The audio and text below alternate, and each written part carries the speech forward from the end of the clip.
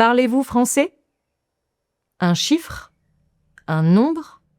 Un numéro? Un chiffre est un symbole, un caractère, une unité dans un système mathématique. Comme dans la majorité des pays occidentaux, ce sont les chiffres arabes que nous utilisons en français. 0, 1, 2, 3, 4, 5, 6, 7, 8, 9. Les chiffres sont utilisés pour créer, composer des nombres. Par exemple, 25 est un nombre à 2 chiffres. 353 est un nombre à 3 chiffres. 1528 est un nombre à 4 chiffres. Attention, en mathématiques pures, les chiffres sont aussi des nombres.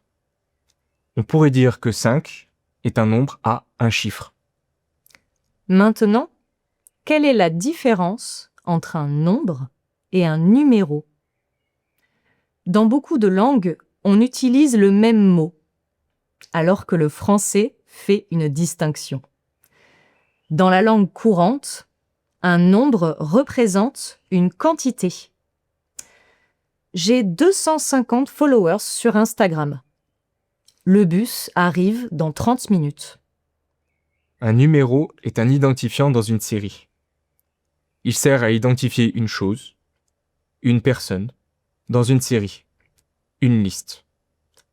Par exemple, sur un passeport, il y a un numéro qui permet d'identifier une personne. C'est la personne propriétaire du passeport. Un numéro de téléphone est un autre exemple.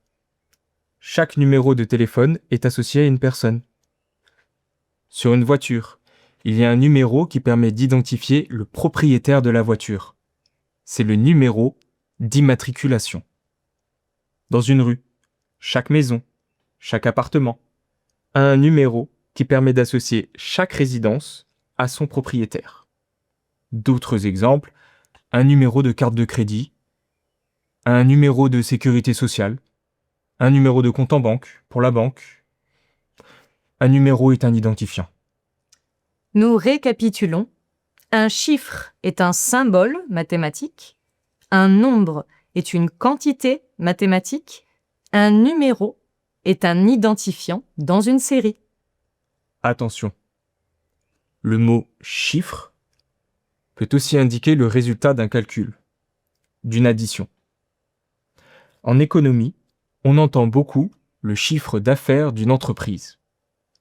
C'est le total de tout l'argent que l'entreprise a reçu en une année.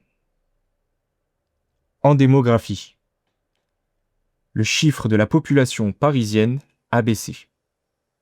On a calculé un total. Et voilà, vous parlez français.